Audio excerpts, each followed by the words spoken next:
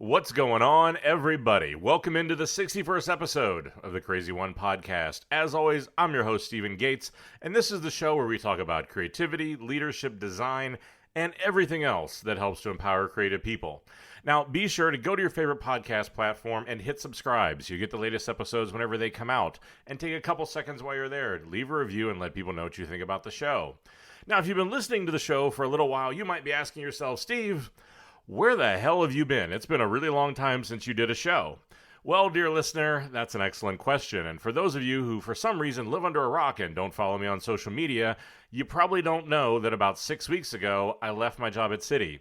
Was there for 2.5 years, had the incredible honor of working alongside and building an incredible team that it was incredibly hard to walk away from. But it was one of those moments where something came along that was probably just a little bit too good to pass up. Now, for a long time, I've been working with a lot of different companies in the industry. I've been doing this podcast, doing a lot of things to try to help us all get better. The one company that really impressed me the most over that time has been Envision. I think that everything from the CEO to everybody they met going down the chain, it's just a company that I think is making a lot of smart moves and really understands the modern state of creativity.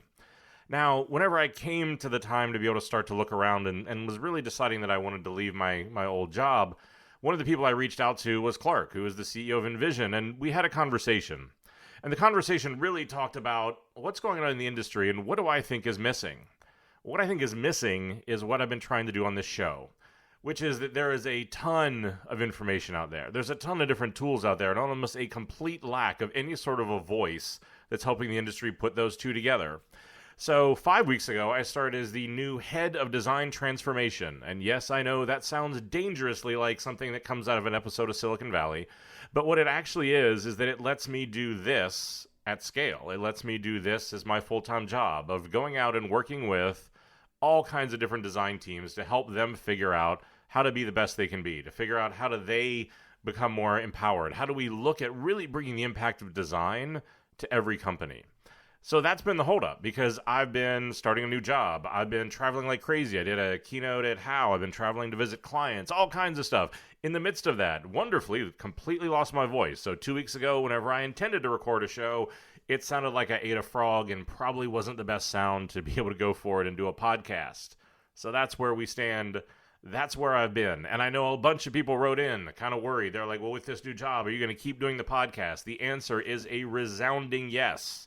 I will say, maybe the pace is going to slow down a touch because whenever you're able to feel a lot more creative, whenever you're able to do what it is you love as your full-time job, the outlets for things like this sometimes slow down a bit. But my commitment to this show is absolute, and it will absolutely continue. Now, one of the interesting things as I've started this new job is it's a brand new team. Design transformation hasn't really been done by anybody before. It definitely hasn't been done at Envision, so having to build a new team. And I've gone out on social media and different things like that because I have open spots on my team. And whenever you do that, it's always a really interesting process. And so over the past, couple weeks, I've personally reviewed somewhere north of about 400 resumes. It's been an incredible reminder of how much creative talent is out there. But it's also a reminder of how many of us really need to spend some time getting our shit together. Getting some clarity around our brand and why it is we're different. And look, this is going to be a tough love episode. This is going to be one of those ones where we're going to talk about some stuff that we've talked about before, but I think we need to do it again because it is amazing the amount of things and sometimes the lack of effort that I see people put into what is probably one of the most important projects and most important things you're going to work on in your career. Because the reality is when you think about it, you are competing against the best talent in the world, so you need to give your best effort to stand out. If you've recently gone to go see Deadpool, because that's out again, it's the maximum effort thing, right? But I think I've spent 4 episodes talking about this. Episode 6 was dedicated to how do you build your personal brand? What are the things that you need to do to explore, to look at how do you stand out in a crowd? Episode 7 was looking at how do you then bring that to life. Episode 8 was all about job interviews. And then finally, episode 9 was about the biggest opportunities, secrets, and mistakes when it comes to your portfolio. That was dedicating somewhere in the neighborhood of 3 to 4 hours talking about this stuff because I genuinely think that it's that important. But the other thing that I'm acutely aware of, because I experience this all the time, is that how profoundly broken this process is in many cases. Because you go through a process, you see a job that you like, you go through, and because of the online process now, you submit your resume.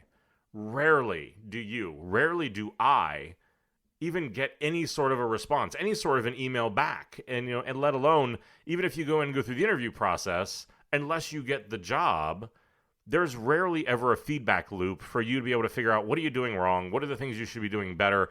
And so it just kind of becomes this guessing game. I think this is yet another symptom where the online process for this, the digital transformation that's happening here, isn't always necessarily for the better because we aren't having the opportunity to learn, to grow, to figure out what are we doing wrong.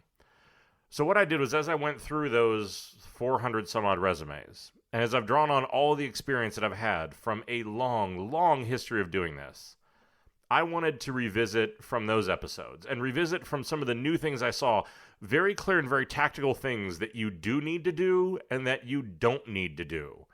Because I think what we all need to do is we need to take a step back. We need to look at ourselves like we're our own client. We need to figure out how do we get the short-term memory loss to see ourselves from the outside.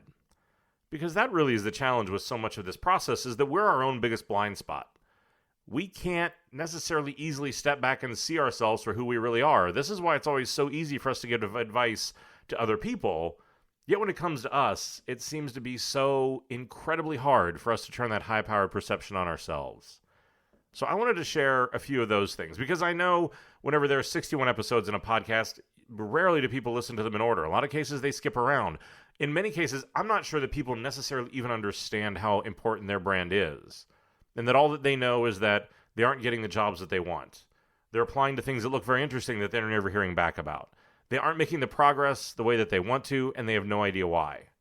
So again, I think in this case, I want to take just a little bit of time to try to shed some light, to try to let this be the missing manual on a few of those things that I see, so that you can maybe see it from the other side. See it from what it's like whenever you have to go through so many of those, and then understand the process so that you can start getting more successful in it and you can get a better job for yourself. The best place, I think, to be able to start with this is to put the shoe on the other foot. Big fan of this, talk about it a lot. But the reason why is because what you need to do is to understand what is the process that your resume and your portfolio are going into. What does that actually look like, even at the best companies? What is it that's going on? And the reality is that you put your resume together, you put your portfolio together, and then you send it off. And now the person who receives that, me, somebody else, right? What happens is we, 98% of the time, don't know you, don't know who you are. So what we have to go by is literally the words that you write, the things that are in your portfolio.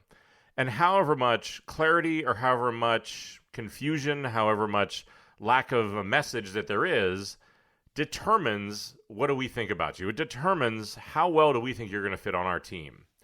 And that is the cold reality that I like to remind people about. It's the cold reality that whenever I do this, I want to come back to.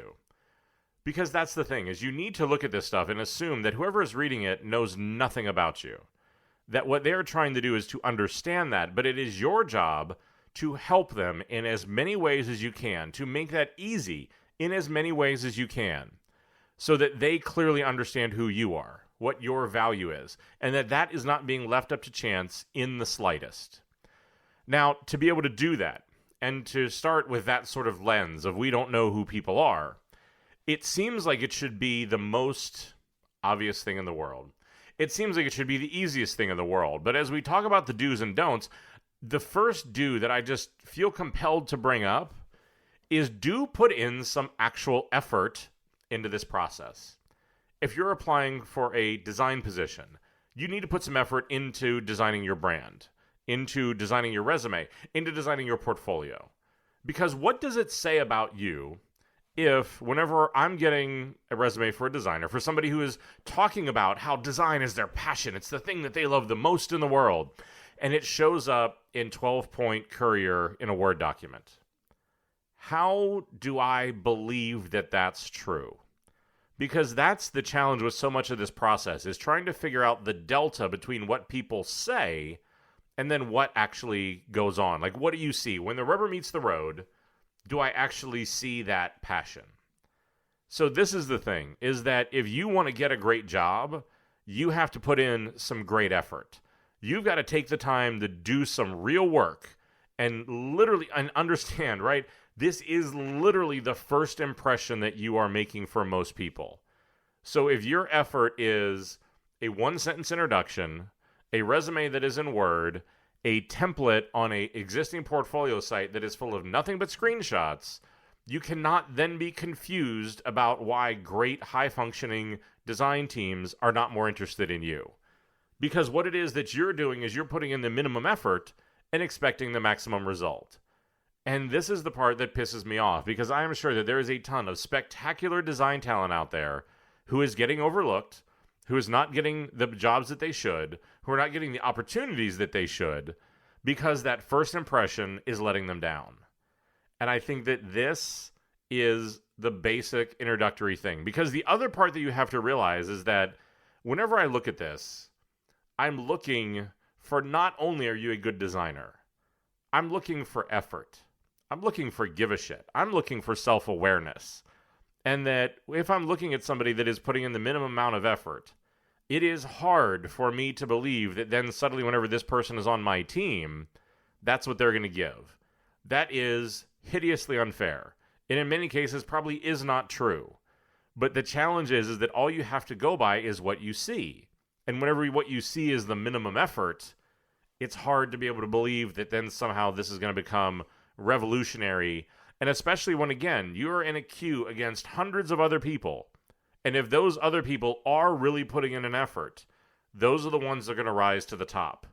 Because that's the thing, you know what? It's the thing with this industry. It's the thing with every industry. It's a time whenever I think too often we are too quick to try to figure out how whatever is not going right for us is somehow somebody else's fault. This is the case where, you know what? It is our fault. If we don't put in the effort, if we don't make the best introduction, if we don't do this sort of stuff, this is on us. And we have to take that accountability and not let those outcomes be up to chance. And I think that that really is a huge challenge. And so to that end, do things like have a website. No matter what creative field you're in, find a place where you can tell your story. Find a place where you can talk about your work, where it's not just screenshots, but you can talk about your role. You can talk about the challenge. You can talk about what is it that you and the team did? What was your role in the team? So many of these other things where you can really highlight what is your skill? What was your contribution? What were those things that you did? And like I said, this is true for me no matter what creative field you're in. You need some place to show off your work, your style, your passion. Because here again, this is another thing where it shows how much you care about your career. Whenever I get a resume in Word, whenever I get a portfolio that's a PDF, or just you don't get any of those things, it's, again, hard to believe that this person really is serious about their career, that this person is really, really trying to do everything they can. Because, look, I get it. It takes a lot of effort, a lot of free time. It takes time that in many cases could be spent doing other things that were, I don't know what, more fun, easier than spending nights, weekends, days, lunch hours, whatever it is, working on your resume, working on your brand, working on your portfolio. But that's the trap, is that if you want greatness, if you want a great job, you've got to put in the great effort. And there's just simply no way around this. If you're going to shortcut it, leave it to the last minute, half-ass it, and then somehow be confused about why people didn't see your great potential, this is why it happens. And I think that a lot of this really comes down to understanding that, whenever you are getting this many people looking for jobs, whenever we're at a time where creativity is valued in a way that we haven't seen since the Industrial Revolution, competition is going to be brutal. And so that you have to make sure that you're doing all those things, dotting all those I's, crossing all those T's, that are going to give you the best shot. Like another simple one. Fill out all the fields in an application. Like if the application is asking you for a portfolio and asking you for a LinkedIn profile, asking you for your social, different channels, and you don't fill those in, what you need to do is to, one, understand that they're probably asking for those for a reason. Two, understand that if you don't have those things, you might need to go back and read the job description about why are they asking for those. Because that's the thing, is that in many cases, the reason why that they're asking is because, again, they're looking for something. There's a reason why a recruiter asks for this information. If they ask for a portfolio, then chances are the role needs to be someone that actually has one. So I think that you need to think about these things, again, to make sure that you are putting your best foot forward.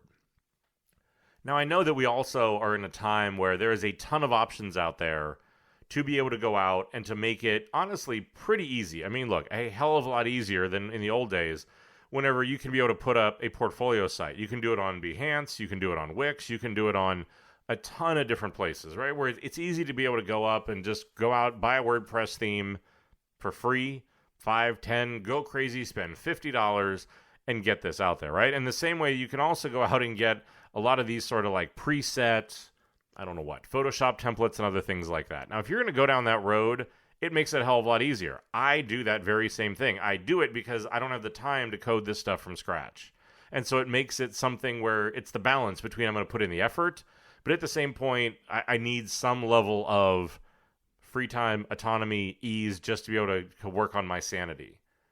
But here's the other thing you need to realize is that if you're going to do that route, you need to customize your theme.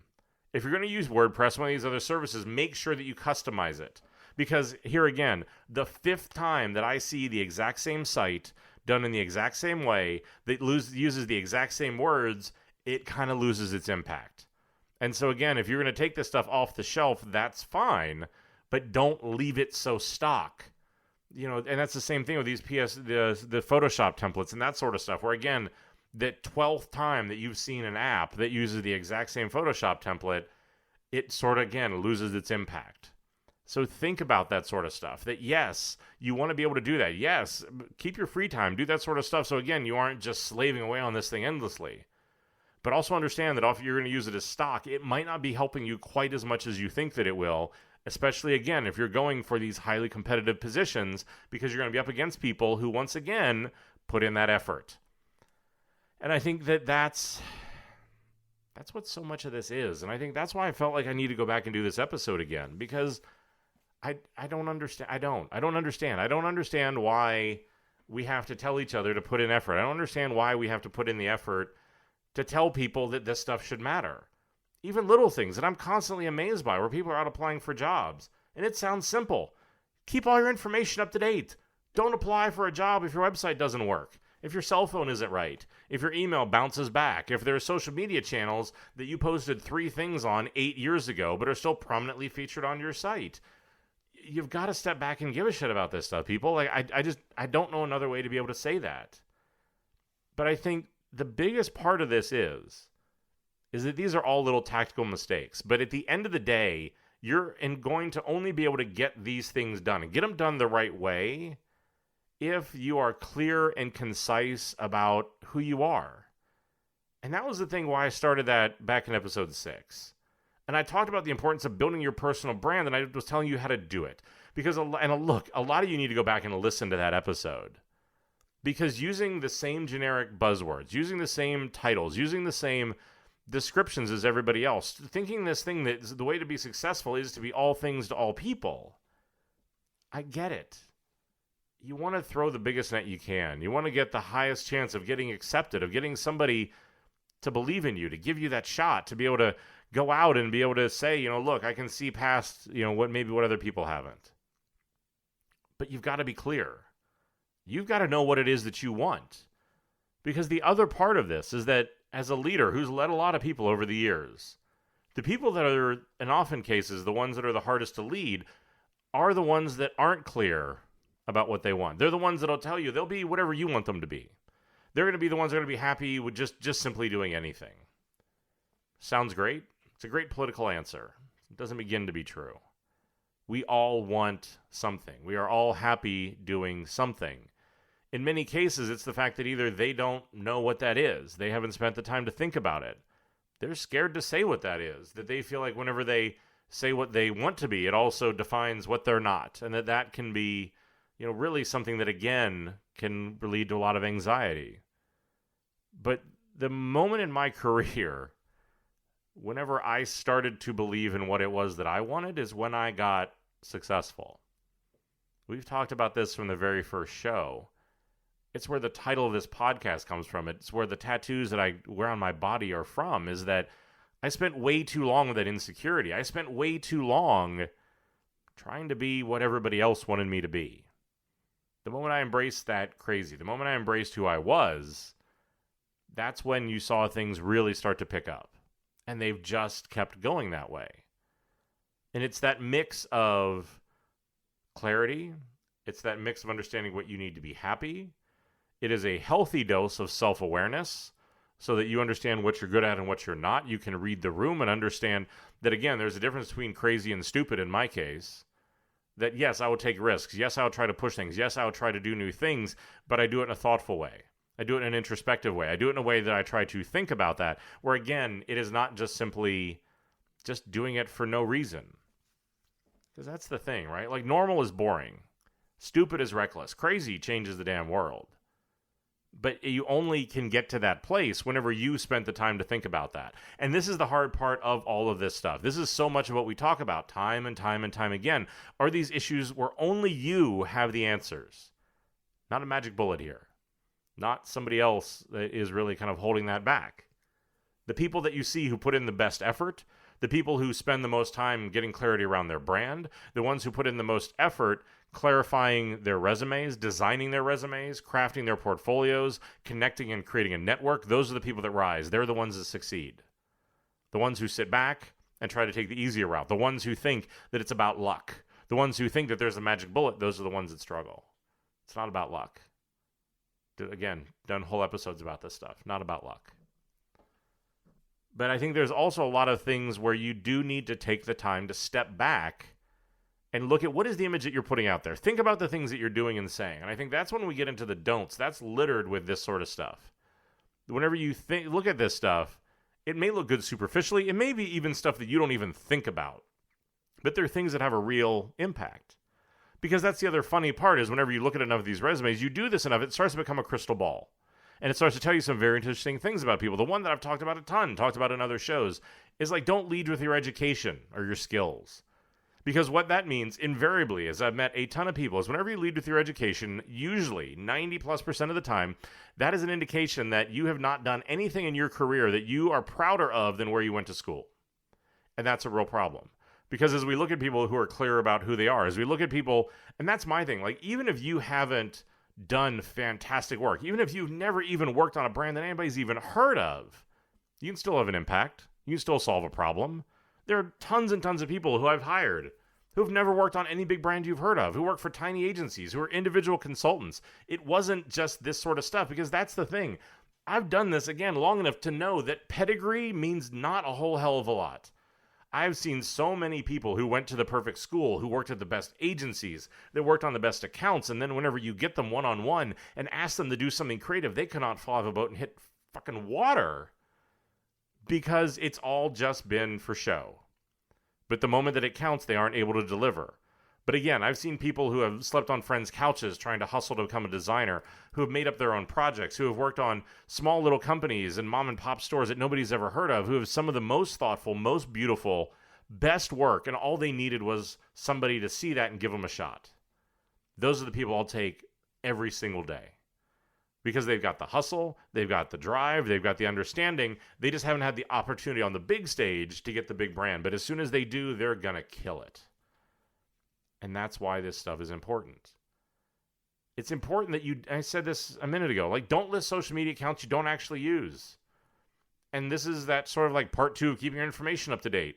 Whenever you have a social media account on your resume or on your portfolio, make sure it is one that you actually use. It says something about you and your brand when you list something that you haven't used in 3 years. Because here again, I now am left questioning, right or wrong, are you somebody that really pays attention to the details? Are you somebody that just starts in on a fad but doesn't actually see through with it? You know, and that's the problem, is that it's a one-way conversation. And it is the hideously unfair part of this thing, is that that's all that I'm left with. Because look, if I had the time and could find the way to finance a cloning machine, I would love to sit down with all 400 people that applied. It is not possible. So you are forced into some of these assumptions, some of these decisions. And in many cases, they may not, probably are not always fair. But all that you can do is to go with the information that's actually in front of you and to try to make the best you can out of that and make the best decisions that you can. But that's the issue. And these are those sort of things is like, think about it. One of the real big popular trends that came around, I don't know a couple years ago that I see all the time are these like skill set lists. These are all the applications I know, or like I know design thinking, right? Like I know these a bunch of different things, right? And there's a whole list of this stuff. But the odd thing with that, one, I think it's good to be able to work that in someplace. I think whenever you list it out, it's sort of a commoditized approach to who you are. Like somehow you're just a list of applications. And I never wanted to work at some place that's what they were looking for, was just my ability to use an application, because it was a really commoditized relationship. But the weird thing that what people have started to do is that now there are like percentages that they assign to this. Like they're 86% in Photoshop and 92% in Sketch and 32% in something else. These are useless to me. If you have one of these, think about this. What are we rating against? Who's 100? What's 100? Like, is my 100 the same as your 100? Is our 100 different than somebody else's 100? How do I judge what that scale is? What do I know what that is? I would much rather say, like, look, if you want to give yourself, I don't know what, a 98% in Sketch or like a 90% in design thinking, talk about the way that you design. Talk about what your workflow is in your portfolio. If you want to say you're 90% in design thinking, show me the project that brings it to life, because then I have a benchmark. Then I have the ability to see it in action. Without that, these are sort of just meaningless metrics. And I think that it's in a time where a lot of people react to the fact that, there's a time when people want numbers, right? We're in the age of data. But you have to be able to have context for data. You have to be able to have a place where you're able to understand, compartmentalize the data so that it becomes useful. When these are just these sort of like random percentages that don't necessarily add up to anything, they aren't that terribly useful outside of the fact that, like, yes, it's kind of like an interesting infographic on your resume. But again, if that's all your brand is interesting looking information that ultimately doesn't really say much, here again, says something about your brand. So this is the sort of rigor, this is the sort of fine-tooth comb that you need to look at these things with, because these are the sort of things that everybody else looks at them with. There's a real interesting one that I saw this last go-around. And I'll be honest, this last one, this may have been because I spent a lot of months doing that episode 58 where we talked about gender bias. And I think that for me, coming out of that, I've had a heightened awareness around it. And I think that, you start to see that sort of bias expressed in a lot of ways. And again, I don't think, people do this maliciously. I don't think that they do it, but I'm also not completely convinced that they understand and take the time to even understand that they are doing it and understand the impact that it might have on them. Like one of the big ones that I saw this time was in the cover letter, the introductory email, the whatever it was, the number of people who were applying on a corporate website who started that application process with "Dear Sir." Now, look, I think that this is obviously an unconscious bias. And you may be saying to yourself, like, look, Steve, these people might have thought they were sending you personally an email. Okay, let's walk down that road for a second. So if we think that they were personally sending me an email, why don't you put "Dear Steve, Dear Stephen, Dear Steve Gates, Dear Stephen Gates, Dear Gates, Dear Mr. Gates, to whom it may concern, and Mr. Gates," like whatever, right? Like you could eliminate that problem, because the problem is whenever you write just "Dear Sir," there is an assumption there that only men are in charge and they only make decisions. And whether you think about it or not, what kind of message does it say about you if the recruiter's female? And why wouldn't she be? What if the person on my team was making the decision was female, and why wouldn't she be? Why wouldn't you just write like "Dear Envision" or "Who it may concern" or any other thing outside of that? But that's what I'm saying, is I think that there's a lot of these little things where there's no unimportant detail. And look, I'm not going to, throw out somebody's resume and not talk to somebody because their email started with "Dear Sir." It's not that, right? Like, I'm not going to punish them for doing it. But I think that there's a lot of these things where we need to understand that even as something as simple and as what I think a lot of people may think is as throwaway, as the way that you start an email for a job application matters. And it can have an effect. It can have something where, again, do people subconsciously who read that think something about you that maybe you don't want them to? And that's the problem, right? Is because in this case, it's a one-way conversation. We package up a bunch of stuff and we send it off and just hope that it lands well. I've been through this more times than I can count. I've helped other people more times than I can count through this process where I just package it up and send it off and never hear back. Don't know why. Overqualified, underqualified. Like, just didn't like something that I said or anything else in between. But we don't get the feedback. And so I think that that's the takeaway for here. That's why I want to do this one again. Have a bit of a do-over on this. Come back and spend another 30 or 40 minutes on this topic that we've already spent 4 shows on. Because so many of you deserve better. But the thing that nobody's probably telling you is that in too many cases, you're the one that's getting in your own way. You're getting in your own way because of lack of effort. You're getting in your own way because of lack of attention to detail. You're getting in your own way because in a lot of cases, working on your brand is hard. It sucks. It asks you to ask a lot of really tough questions of yourself, to look at what is it that you're really good at and what is it you're really not, and to acknowledge that. To admit that you've got limitations and do a bunch of things that we as people generally don't like to do. But the burden on creatives is different. This isn't the type of profession where you just do the same thing day in and day out. We're asked to work with other people. We're asked to work with other people who have different perspectives, who have different processes. We're asked to understand those processes, to value them, and to grow them. We're asked to go in and to solve problems that don't have right answers. There's problems that have multiple outcomes. Each can all be equally valid. But then again, at the part of that, we're asked to take the creative process, which is inherently so incredibly insecure, to somehow put it down on paper, to sum ourselves up, to justify our existence and our skills in a page or two in a resume, to do it in a few pages on a website or something else like that where we can prove our value. And it's hard. It's hard to do. Because that's the other problem with doing job interviews, is that inherently you are volunteering for rejection. You're going to say, I'm going to go out, I'm going to do a bunch of this stuff, and I've had far too many jobs who have just broken my heart. You go out there, you think, I'm absolutely perfect for this. I'm going to go out and I'm going to kill this. This was the job that I was made for, and you put in that effort. And you think, you know what, I'd be perfect for this. And it's been funny for me because in several cases, the worst part of it has honestly been the months later, whenever I would meet an executive from that company. And we would start to talk, and then in multiple cases, they were like, oh, I've got this job that's open on my team. You would be fantastic for it. And I would just slump a little bit and kind of laugh to myself. And I'd say, you know what? You're right. I knew about that job, and that's why I applied for it 4 months ago. And either your HR people rejected me. I never heard anything back about it. But that's why, for me, it's also understanding that so much of this process is about you giving a damn. Give a damn about the basics, about your resume and your portfolio. Give a damn about building your network. Give a damn about building your brand. Because at the end of the day, the biggest reason to give a damn about this stuff is because it's one of the few ways that we actually have control over our careers. So often, especially for me, I've been reminded that this is a business.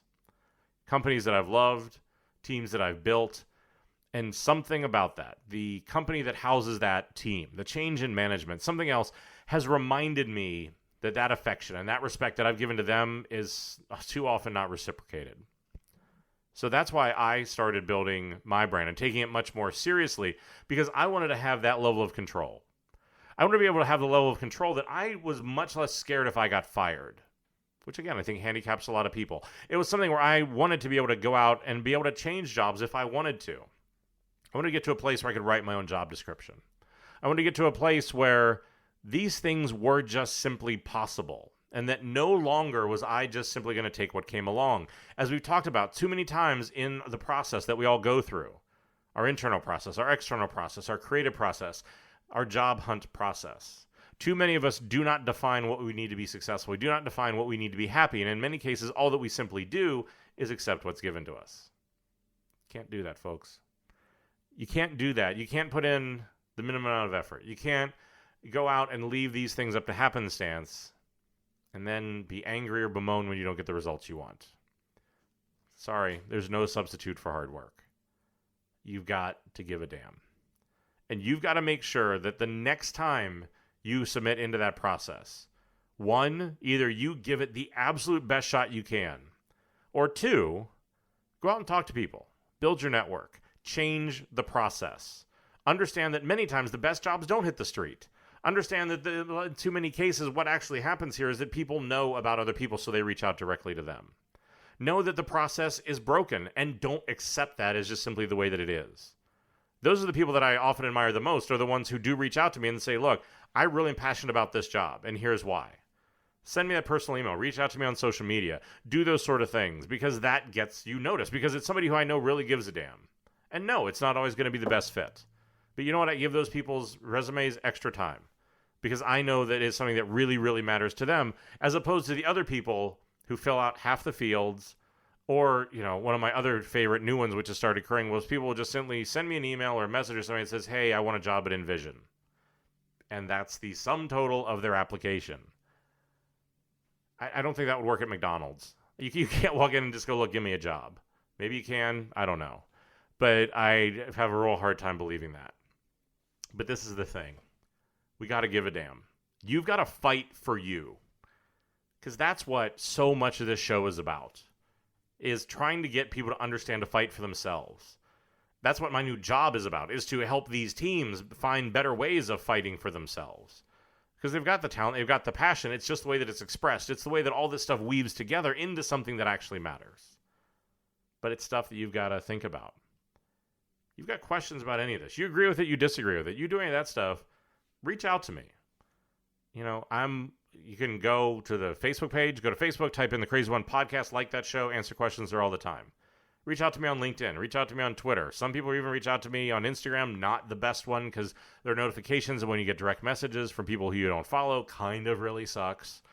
But look, try to get help. If not from me, from somebody else, from your friends, from your peers. But that's the thing, is try to do that. And just try to get better at it. So I think this will probably be the last time that we're going to visit this subject. I kind of feel like 5 shows should be enough. As usual, if you find any of this helpful, go to your favorite podcast platform, leave a review. Subscribe while you're there so whenever you are sure that you don't miss any of the new episodes. Follow me on social media again. Like I said, not just because I'm looking to actually build kind of my follower count, but because I'm honestly going out and answering questions a lot, trying to help people, trying to do those sort of things. Reach out. I'll write you back. It might not always be immediately. I'll get back to you as fast as I can. As always, and just because I have a new employer does not mean that everybody down in legal has changed what it is that they want me to do, and that is to remind you that all the views here are my own. They don't represent any of my current or former employers. These are just all my own personal thoughts. And finally, I say it every time because I mean it every time, but thank you for your time. I know that time is truly the real luxury that any of us have. I'm always incredibly humbled that you want to listen to any of it, spend any of it with me scolding you on what you need to do. But that's the thing. Go out and give a damn, people. Go out and get that dream job and take a hard look at what is the effort that you're putting forth. And while you're doing that, and as always, stay crazy.